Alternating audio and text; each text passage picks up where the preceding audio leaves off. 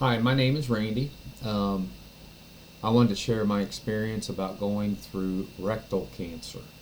Um, when I first got diagnosed, I went through, YouTube and, the usual searches and stuff, and did find some information about, like colon cancer and rectal cancer, but most of the information I found was from women. So I wanted to put something on here from a man's perspective because it is a little different, right? We got a little bit different parts.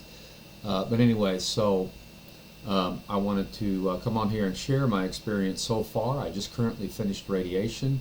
So I think I'm going to try to make a 2 or 3 part video because I'm still going through the process. And so I'll do it in 3 parts. I'm just got done with radiation. So anyway, so I want to go through some of, the before I got diagnosed. So, and also I want to say, don't be afraid to get a colonoscopy. I could have saved myself so many headaches, and just, I'm going to might have to get a colonoscopy bag, or, a colostomy bag, because I didn't get this caught sooner.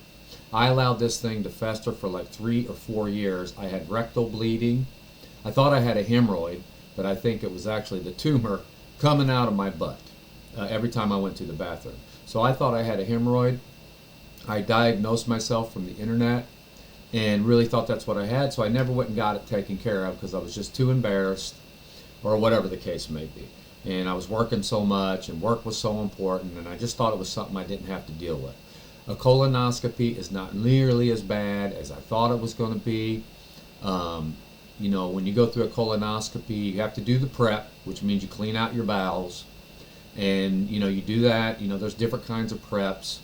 There's preps that, like you can look them up on the internet, which I did. I looked up Miralax and Gatorade prep. So you probably could look that up on the internet and get that.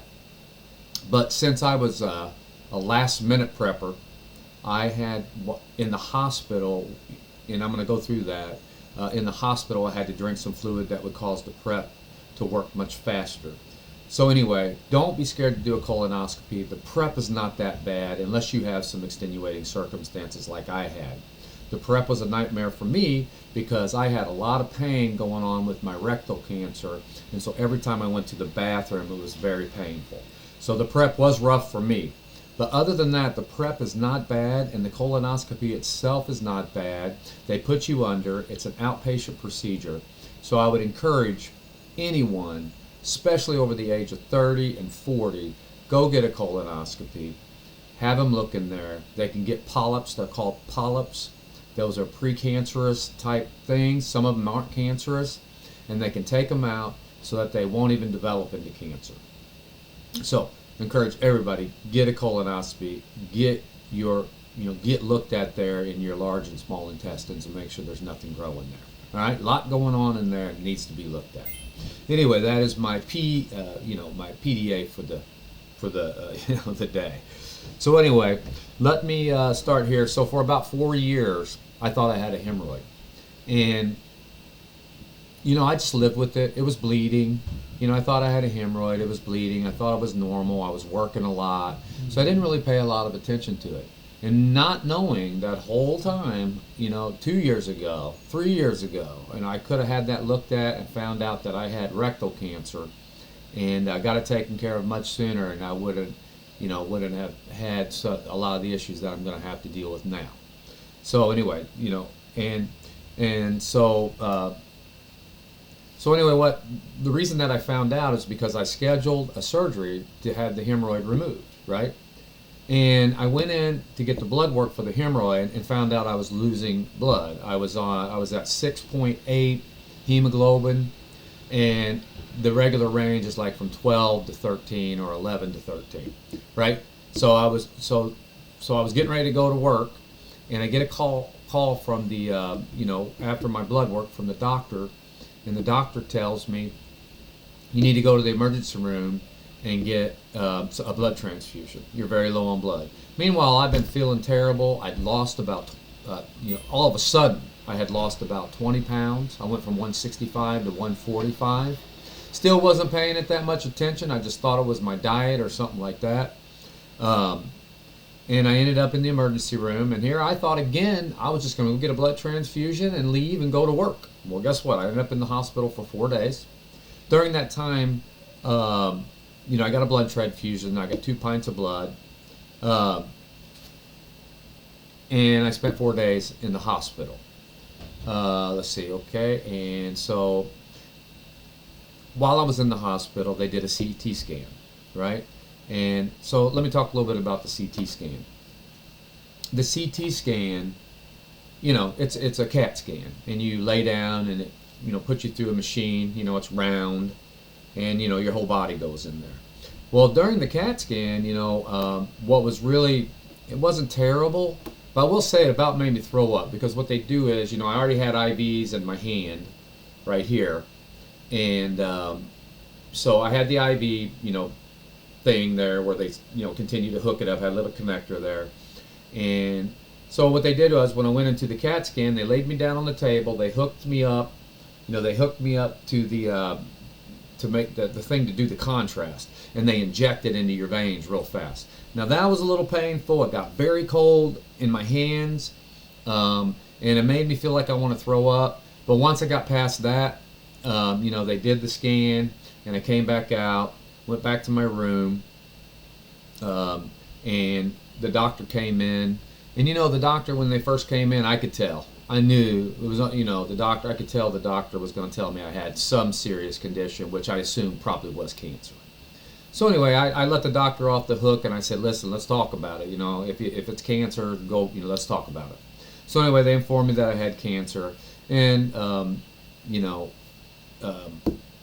so, I dealt with it, and no big deal, I guess, 57 years old, so, might be worse if I was like 30 or something like that. But anyway, so the CT scan, having to do the contrast. Now this was all last minute, didn't really have time to prepare, you know what I mean? I could have done the prep at home, but since I had to do the prep in the hospital, I had to get it all done in one night. I had already eaten that day several times, so there was a lot in there to get out of my system. So I had to drink, 2 gallons of this liquid. But if I had going in for a regular colonoscopy, I could have not ate for a couple days. I could have done prep at home, you know what I mean, and then gone in and had my colonoscopy like a regularly scheduled one. But anyway, it was all last minute because, I'm not very good at taking care of myself. And after going through all this, I don't even mind getting on here and getting to the down and dirty nit grit of, what has happened, because I'm hoping that this will really help somebody. But anyway, so, another thing in here, another note, don't try to go to the internet and diagnose. That's what I did. It was a mistake. It was a mistake. Maybe you can get some ideas from the internet, but you're going to end up, got to go to the doctor. Another thing I'd like to say is thank God I had benefits through my work. I work at Home Depot. Thank God I had long-term disability and short-term disability. The short-term disability that I have is through the Hartford, which is the benefits through Home Depot. It was only $6 a month. I've never used any benefits like this before in my life, but man, thank God I had it, because I'd be screwed without it. But anyway, and the other thing I want to say on the benefits thing, there's a lot of communication that needs to go on between the insurance company and the doctor's offices, right? So like with the Hartford, they wanted me to get an initial physician statement filled out, right? And so I took that in to the doctor and had it filled out. I printed it off myself. I went into the doctor, asked him to get it filled out, went back to the doctor, checked on it myself, got the paperwork, went to UPS, had it emailed to myself at UPS, and then I was able to email my forms in to my caseworker at the Hartford. So everything's worked out well in that. But do not rely on anybody from your insurance company to communicate with your doctor. If you don't stay on top of that, I just get the feeling if you rely on the insurance company to communicate directly with the doctor, you're going to end up, having lots of delays. Now, I've been able to stay in front of it because, I got, like right now, I get 60% of my pay, so it's holding me over. And I also moved in with my mother, because this is a long, it's a 6-month plan for my procedure. You know what I mean? The chemo and the radiation and then surgery at the end of it all. It's a 6-month plan, but I'm really trying to focus here on pre-diagnosis and what happened when I got diagnosed. But anyway, but that the benefits, I want to throw in here early because you need to make sure you stay on top of that so you can keep that pay rolling in without any breaks in pay or having to fall behind. And you might, now they will pay you back pay, but you don't want to be out of money for 2 or 3 weeks and then you get a big lump sum. So anyway, so I hand carried all my stuff. I still have about 4 more weeks of benefits left right now, so I'm already contemplating what do I need to get filled out to send into the insurance company so that they can approve me through for the next 60 days. I've also found that the insurance company would only approve me for 30 days in the beginning. Then I had to go back and get that. I tried to get the initial physician statement filled out before I went, again, and they weren't happy with that. They wanted doctor's notes. They wanted, they wanted to know about your last visit and the most current prognosis. And so they wanted printed out doctor's notes, a statement from the doctor, even a handwritten note from the doctors. Things like that is what they want after the initial physician statement. So they want an ongoing, you understand what I'm trying to say. So anyway, so I encourage you, you're going to have to stay on top of that so you can keep your benefits rolling, right? Don't expect the insurance company to communicate with the doctor and vice versa, because everybody's so busy, especially the doctor's office. I think the insurance company would reach out to the doctor's office, but then you got a delay coming back from the doctor's office to the insurance company, okay? So hopefully that will help in that regard, okay? Because, I made a couple mistakes there, and while I was on top of it a lot and I didn't have any lapse in pay, this just might be helpful for somebody thinking that the system's going to work for them. And I'm telling you, take the initiative, take the bull by the horn, and make sure and hand deliver all that stuff as much as you can. All right? So that's benefits. Another thing is family members. When you go in for a colonoscopy, you got to have somebody drive you home. So, make sure you got somebody on standby, a friend or a family member, and preferably, have a family member or a really good friend, that can go with you, so that they can go into some appointments with you, especially when you're meeting with doctors. It just helps so much. And someone on standby that's willing to help you, to drive you there and drive you home. Most of the time I've been able to drive myself through all my appointments, but there's been the occasional time that I was just in too much pain to drive myself home, especially. But definitely after the colonoscopy, you need someone to drive you home. Okay, so keep that in mind. Also I said I moved in with a family member. I moved in with my mom, God love her. Had an opportunity to have a great relationship here with my mom that I wouldn't have had I didn't get this, condition, which, anyway. So, keep that in mind. So when I went into the hospital, it was a whirlwind of activity. I had 4 or 5 different doctors I was talking to all of a sudden. And they all kind of did different things, Like I had the doctors, so one of the doctors was specifically for surgery. Now the surgery is not going to be until September, and I got diagnosed in February. So there's a 6-month period there. So I had one doctor for the surgery. I ended up seeing that doctor right away. And she came in to visit me while I was there for my 4-day stay. So I didn't realize, I'm thinking, oh, this is my doctor. But it actually wasn't my doctor. She was just the surgery doctor. I had one doctor for radiation. I actually did a consultation. So every doctor you go see, you're going to have a consultation prior to doing any of the procedures, right? So there's a lot of visits that you do that don't involve procedures, but they want to meet with the patient. They want to meet with you. They want to get to know you a little bit. They want to, check things out and go over some other different, some of your stuff with you so that you know exactly what's coming up, right? And even then, I didn't realize, I didn't know what questions to ask. I didn't know, even after consulting with the doctor, I still didn't have a real good idea of what to expect even then, So that's part of the reason I'm making this video, so I can share some of this.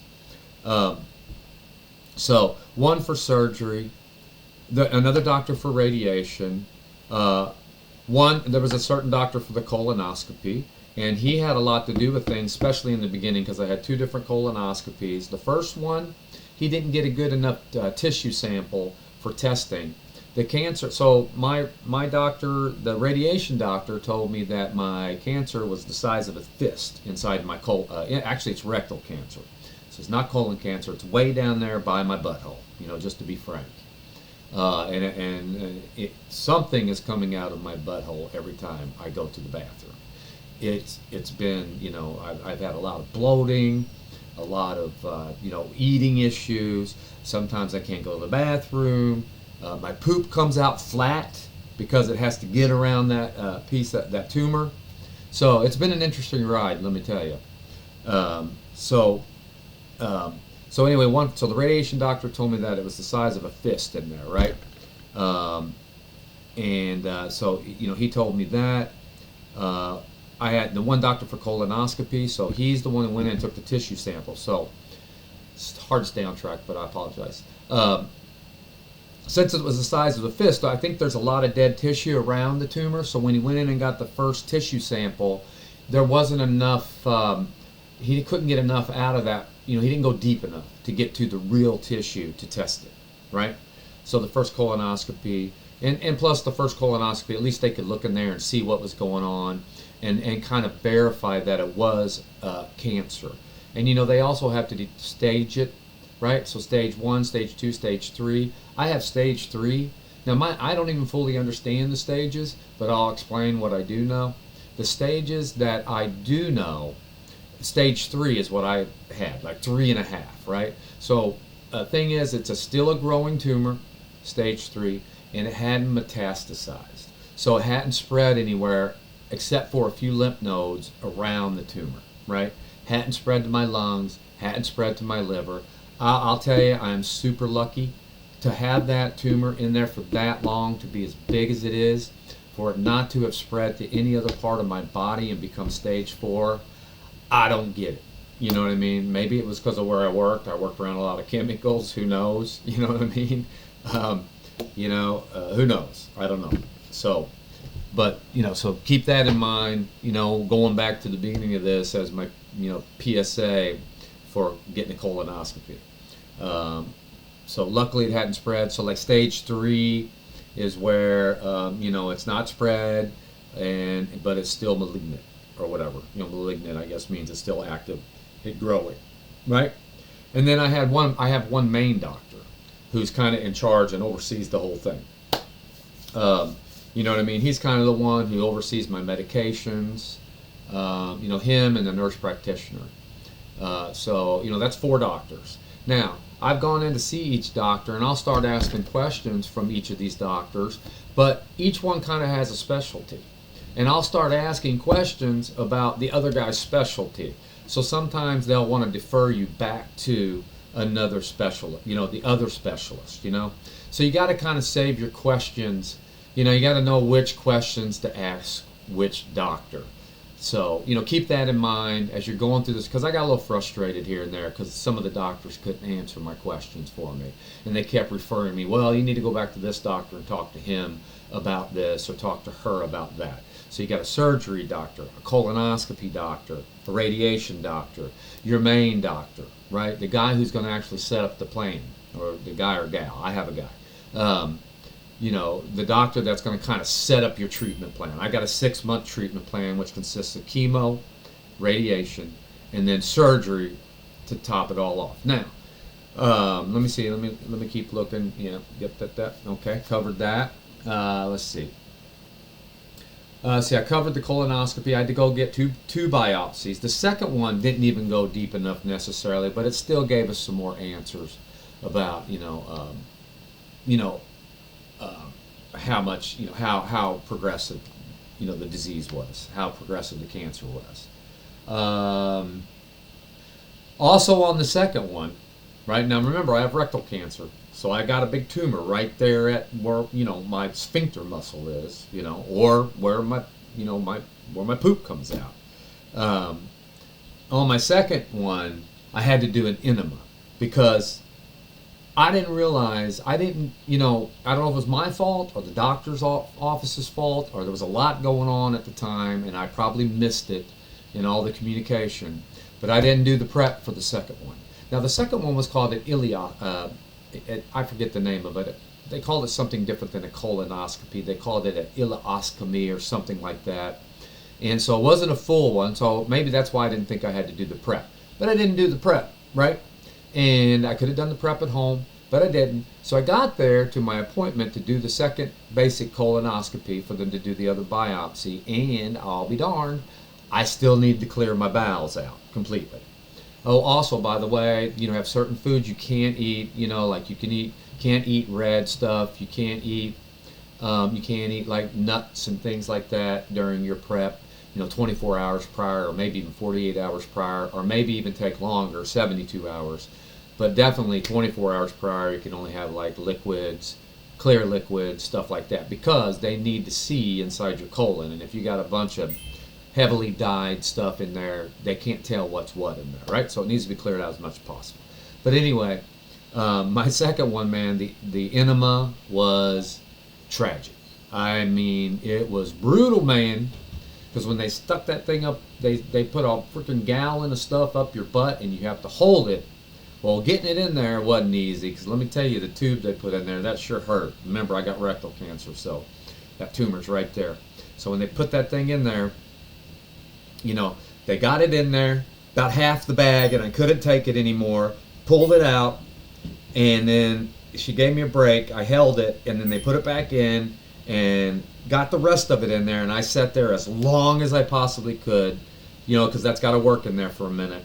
And then the nurse came back in and said, "How you doing?" And I said, "I gotta go." So I left and went to the bathroom, and my God, the stuff that came out was crazy. And that was all painful too, because I have the rectal cancer. That was all painful. Also, let me back up a little bit. When I first went in, to the hospital, the surgery doctor informed me that, probably the plan was going to be chemo and radiation. Sometimes they do surgery early, right? I think there's different plans for all of us depending on what stage we're at. They might decide to go in and do surgery right away because maybe your mass is not so big. Because, like I said, I'm going to have to probably end up being on a bag, Anyway, hopefully not. But she told me that, there's a chance, since it's rectal cancer, and that radiation and chemo has worked well for patients with my condition in the past. And what they got to do is shrink it down and get whatever's connected to, the tissue inside and my intestines and my sphincter muscle, because they're going to have to cut some of that out in order to get to all the cancer. So it depends on how much they have to cut out.